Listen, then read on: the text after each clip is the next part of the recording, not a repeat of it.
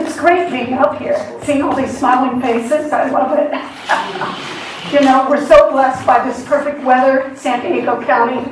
It's a great day, beautiful day for us. So, for some of you who don't know me, I'm Reverend Maurene Bishop, and today I'm going to talk about a not real well-known metaphysical law, but we call it the law of action or activity. And we often say, in religious science, we say treat, meaning do a prayer, and move your feet. My mother used to say, God helps them who help themselves. God can only do for us what it does through us and in us and as us. So this Sunday, it was the Sunday before last, I talked about each of us imagining that we are a superhero. We're one of those action figures for love. And we've been teaching a class on change your thinking, change your life. So action is about changing your thoughts, thinking a new way, planting a seed thought. Thought is action and allows us to access the power for good. I hear, Jim, I'm hearing feedback. You're okay? Okay. Yeah, we don't hear anything. Just probably me. In the past, I've talked about the law of circulation, and basically, it's pay it forward. What you put out comes back to you, and usually multiply tenfold. You know, if you give, you receive. That's the law of circulation. I also talked about the law of attraction in the past. Law of attraction is like attracts like. If you want friends, be a friend. You have to change your consciousness to attract people. It's like look in a mirror and see what you are, and you want to attract more of that. Good. If you don't like what you say, change your thinking. You know, why do we want to know about spiritual law? Well, understanding spiritual law helps us consciously use gifts of spirit. And we make better informed decisions. And we use this creative mind for just demonstrating more good. We learn how to unify with spirit. Now, basically, it's all about putting yourself in the shoes of the divine, because you are divine. So, but before I get into this a little more, just a little levity. Which popular action figure has a farm? G.I. Joe. You know, talking about action, my bank called me about suspicious activity on my credit card. They didn't believe I bought a gym membership.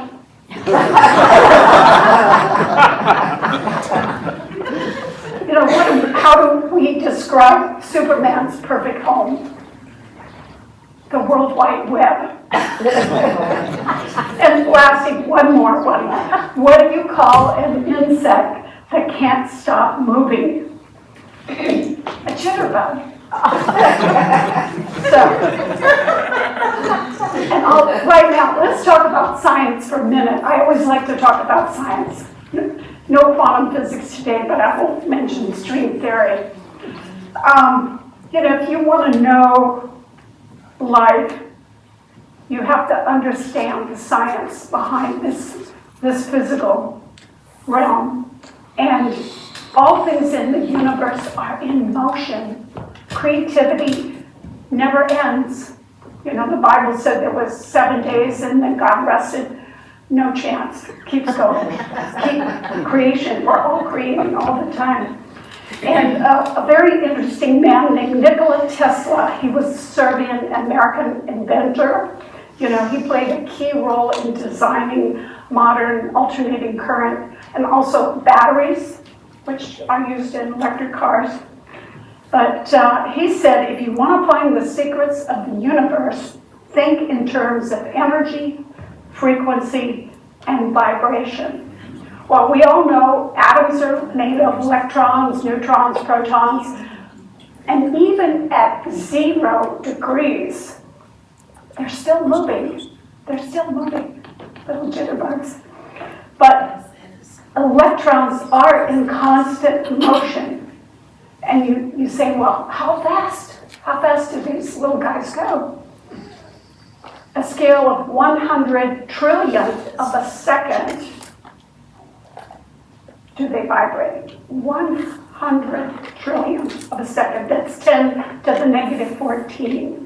And if you ever see a picture of an atom, it's a smudge because we can't really take a picture of it.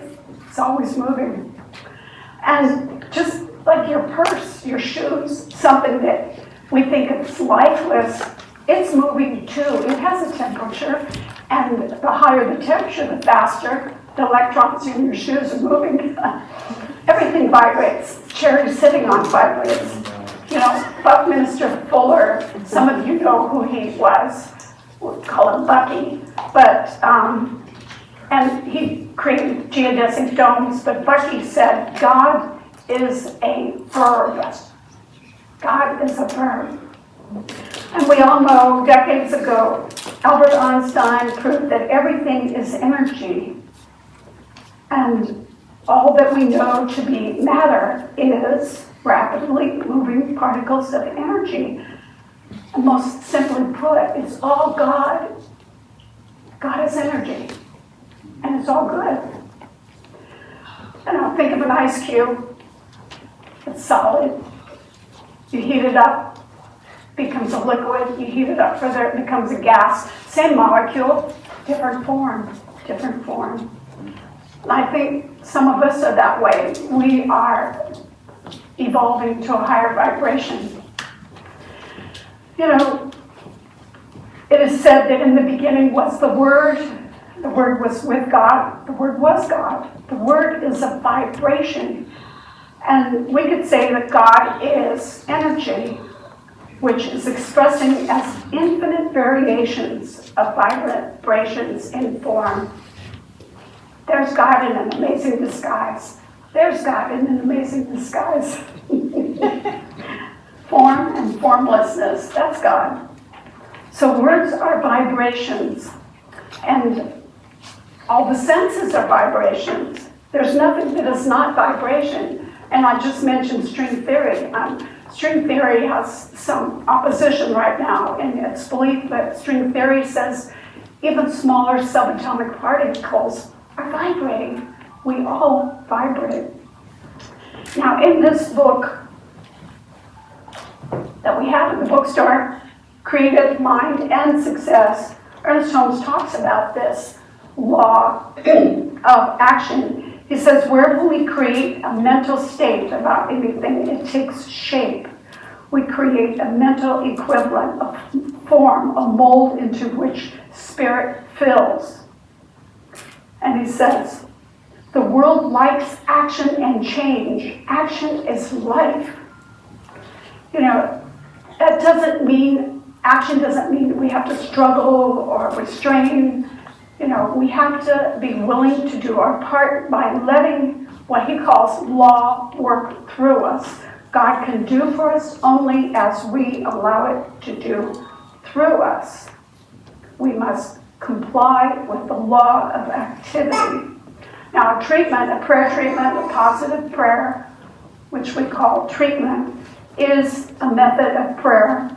And it's to clarify our thought. It's to have us hone in on what it is that we want to change in our life. It causes us to think about that. It causes us to see our unity with God. It's consciously putting the spiritual law of mind in action. So wherever we create a mental state, it takes place. Ernest says when we give a treatment, we're not sitting around hoping that something may happen. We're absolutely, definitely, constructively seeking, stating, sensing, knowing a specific good. We're not petitioning for favors. Please, God, do this for me. No, we don't do that. We're not beseeching or pleading. We're hoping that God is in a good mood today. We're not asking. We announce we affirm, we declare. We declare our perfect health, our perfect prosperity, our perfect creativity, believing it's already accomplished as spoken. So the purpose of prayer really is to seek union with the indwelling presence. And from this perspective, like Larry said, realize the truth about every experience. You know, and we're not like Darth Vader. We don't will something to happen. We don't force will. We're providing an avenue through which something actually happens. A willingness, not a will. We don't have to will things to happen. We know they're happening by divine action. So Friday, my friend and I went to the mall, and we were walking around, and the one here at Carlsbad, and some businesses have gone out of business, but I noticed that as we were walking around, some stores are quiet. Nothing's happening. You know, I don't feel like going into a store that has no action or activity. It's like we went by certain stores and other stores where people are moving around and people are talking. It's like, that's what we're interested in. We're attracted to activity. So we feel life, we feel motion, we feel activity, we feel confident. I don't know, most of you probably know who Ram Dass was. And in this time of social change and upheaval, he spoke about social action. And he said, for social action to be done with love, spiritual work has to come first. He said, I notice how many people there are at rallies. Social action arouses righteousness, but righteous anger can close your heart. If I want to be free more than I want to be right, I have to let go of righteousness. So I'm not saying don't go to a rally. I'm just saying you have to do it with love. You have to do your spiritual work first. Go within first.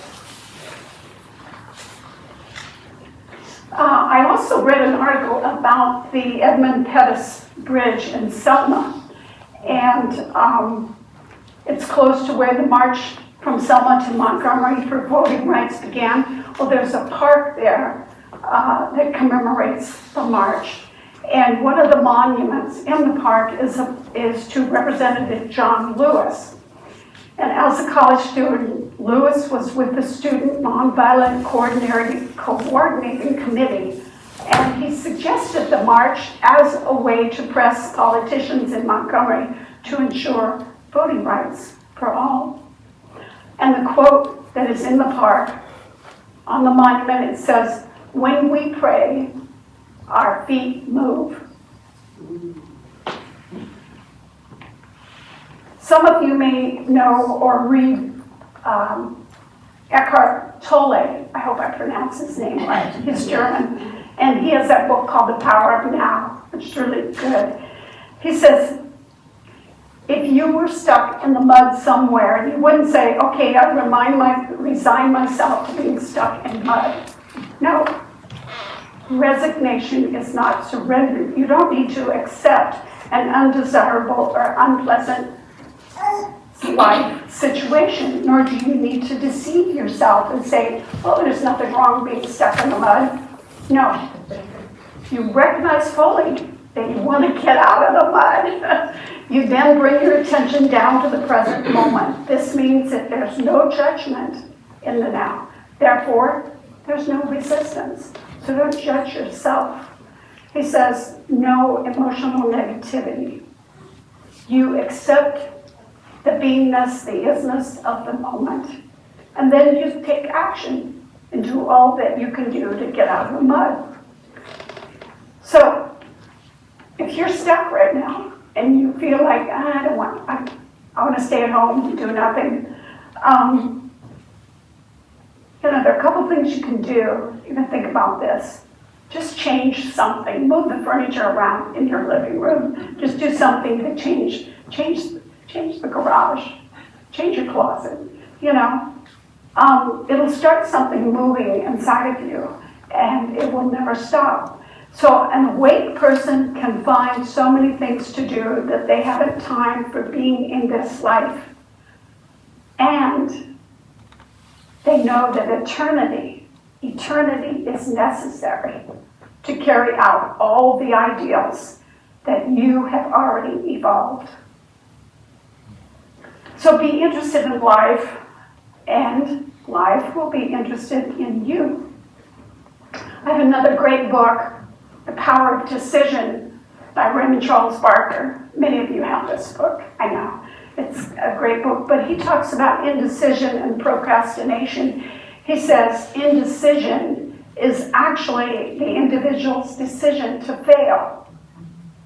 If you are in analysis paralysis, you can't make up your mind what to do, you've already made up your mind to fail. And he says, don't lean on the consciousness of somebody else. You know, some people, well, what should I do? What should I do? You know, don't ask other people about their consciousness. Take spiritually based action. Some people say, my actions don't matter, I'm just one person.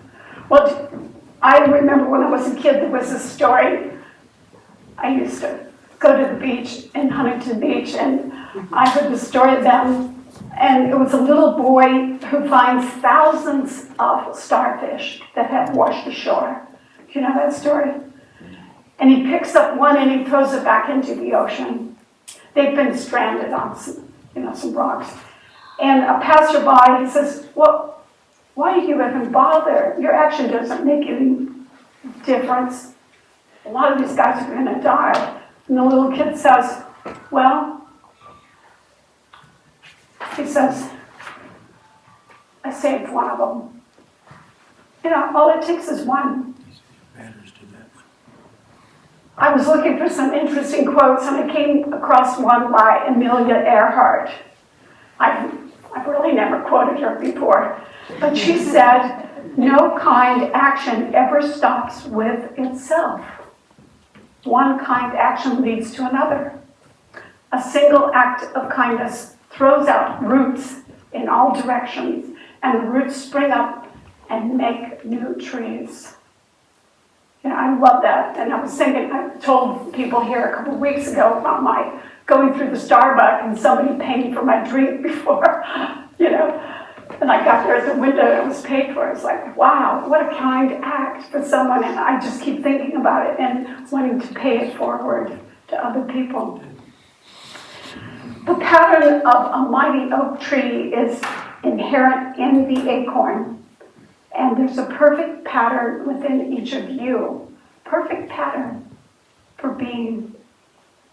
And when you consciously come into unity with God, that pattern is radiating. So let God be God in you in everything you do. Perfect action is the activity of coming into alignment with original thought, original vibration, original energy.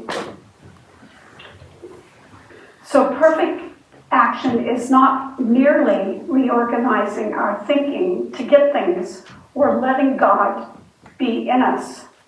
Now, Ernest Holmes said, as you learn to release your burdens to the right action of God, you will find that everything falls into its proper place. Basically, let go and let God. Turn it over. If something's not working for you, let go. Let God. And some people say, well, you know, why doesn't my prayer work? Well, it's not that God is fickle. It's simply that you or I have not achieved a level of belief. And perhaps we're negating our desire. And what happens is, you know, we pray for prosperity, perfect health. Example, prosperity. We pray for prosperity. God is my source. and its infinite abundance. But then at the same time, we complain about the cost of living or taxes, and we affirm that the economy is in bad shape, or we're putting out the negative, and it's kind of like if you argue for your limitations, they are yours. So here's a story about arguing for limitations. It's from John 5, verse 1 through 15, and it's about our master teacher. And it says, it's a parable about a pool at Bethesda in Jerusalem. And it speaks about our call to action. The pool had 5 porches. There were a lot of disabled people there, the blind people, the lame, the paralyzed, and they were waiting for the moving of the water. The belief was that the water, when the water was stirred, it was an angel that had stirred the water, even though they couldn't see it. And so people would run down to be the first person into the water and be healed. That was the belief, and we know our beliefs can heal us. Well, there was a certain man, he had an infirmity, and he had been there for 38 years. So when Jesus saw him lying there, he knew that he had already been in that condition for a long time. He had a consciousness that was stuck. So Jesus said to him, do you want to be made well? Do you want to be healed? Well, he's arguing for his limitations. He says, I have no one to put me into the water. I can't be the first, and also while I'm trying to get there, somebody else jumps in ahead of me, And, Jesus, I can just think what he was probably thinking, for goodness sake. He said, will you be healed? And this guy keeps arguing, no. But he says, rise. And I think he's saying, raise up your consciousness. Take up your bed and walk. Change your consciousness. Change your life. You got to move on. There does come a time for us when we need to get up. We need to rise up, and we need to take action. We move. Don't say I can't. So we learn to take it, to turn it over. The other thing about that parable was, you're not a victim. You're not a victim. You create your life. You are a co-creator. So there's no competition with God. You don't have to be the first one to make it somewhere. There's more than enough. It's God's pleasure to give you the kingdom. So I have another little short story about a journalist in Portland. I used to live in Portland. A lot of people ride bicycles there. Anyway, this is a short story by David Rowe. And he said, how many of you have bikes? He said, I had installed a new part, a front derailleur. I'm not going to explain what the derailleur is on my bike over the weekend, and it wasn't working correctly. I'm trying to become more self-reliant about bike repair and maintenance, so I continued to ride the bike and research the part online, looking for a technical solution to the problem. I knew that I had to go to the local bike shop for help. But like some of us, he was stubborn. He wanted to do it all by himself. One of these people that don't ask for directions. They don't ask anybody in the store for anything. I'll do it myself. Anyway, he decided before it closed at the bike gallery, he would go ahead and try to get over there. But it was already 10 after 5, and he had quite a distance to go. So he raced down the hill on his bike and started into a turn while a couple appeared with a dog. They were directly in front of him with their heads down as they struggled with their dog, who was apparently resisting their attempts at moving toward the side of the path so that he David could ride by. So he pulled hard on the brakes, but really couldn't stop the bike in time. Miraculously, he said, as I reached them, they moved out of the way and I sailed onto State Street. I looked at my watch, 5:58. At this point, I said to myself, it's not worth it. I'm trying too hard, and I almost injured somebody in my efforts to accomplish something so trivial. So I just gave it up. I gave it up to God. I released it then and there. It was a few minutes after 6 as I pedaled up to the parking lot at the bike gallery. Wait, I noticed someone was riding into the lot at the same time. He smiled. I noticed that he had on a bike gallery logo on his shirt. Are you a bike mechanic? I said. And he said, yeah. I asked him if he could take a look at the front derailleur and give me some advice on how I could fix it. He came over to my bike, he examined it, he brought a wrench, he made an adjustment or two, and it was done. And I thanked him, and I continued the ride home. But David says, immediately I saw the lesson in this for me. Becoming self-sufficient on my bike, being able to make my own repairs and adjustments to make it all work, is symbolic of the way I have lived out my life story. I would reach out to God for help, but only as a last resort, as a call for help. But in this case, I didn't call for help. I just released the situation to God, and I consciously thought, I'm going to give this up. I feel truly at peace with my decision.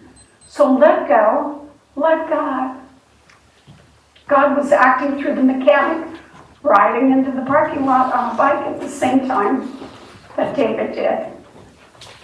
So little things like this happen all the time, you know.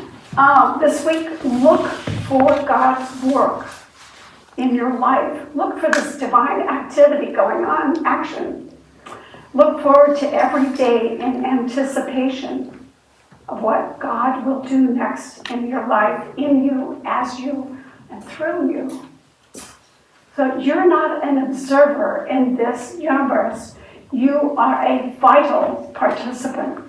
God did not make a mistake. Intelligence is created you to live in these times. You were made for this time because you are equipped to meet the challenge of these times. You're the right person in the right place to create a right world for yourself. So I want to end with a spiritual mind treatment about action. So if you want to just relax, take a deep breath, and if you want, you can close your eyes.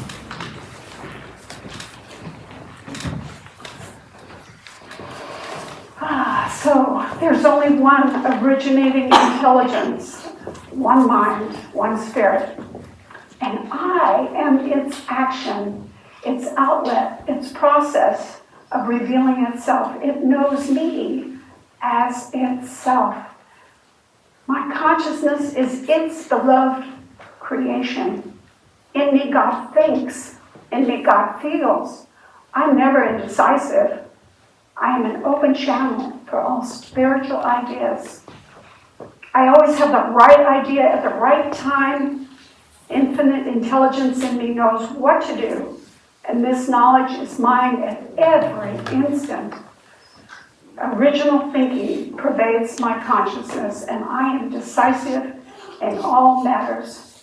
I know what I need to know at the moment, and I need to know it. God is love in action. God is creativity in action. God is money in action. God is always acting in my life. Original ideas come forward and improve situations in my life. And for this, I am grateful. I give great gratitude. I release my word. I let it go. I know this is so. And together we say, so it is. Thank you.